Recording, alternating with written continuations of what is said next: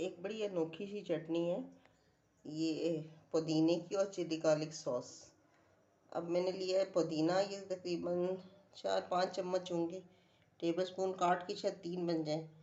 اور یہ 10-12 باریک لہسن دیسی، 2 بڑی مرچی بہت تیز ہیں، تھوڑا سا ادرک، اور 1 چمچہ بھر کے چلی گارلک سوس، اور 1/2 چمچی جو ہے نا نمک.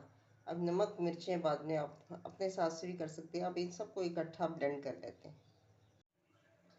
یہ چٹنی تو بن گئی ہے، اس کا نمک چیک کر لیتی ہوں. یہ دیکھیں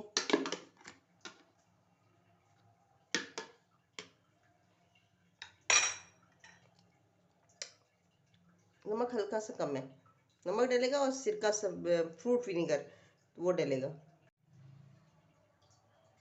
تھوڑا سا فروٹ ونیگر اس کر کے اور یہ میں اس میں ڈال دوں گی تاکہ اس میں آ جائے.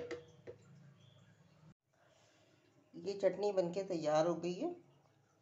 اس میں میں تھوڑا سا سرکہ فروٹ ونیگر ڈالا ہے. اب اس کے دیکھیں نا، یہ کیچپ ڈالنے سے نا گاڑھی کتنی بنی ہے، پانی الگ بھی نہیں ہوا. کھٹا میٹھا ذائقہ ہے اس کا.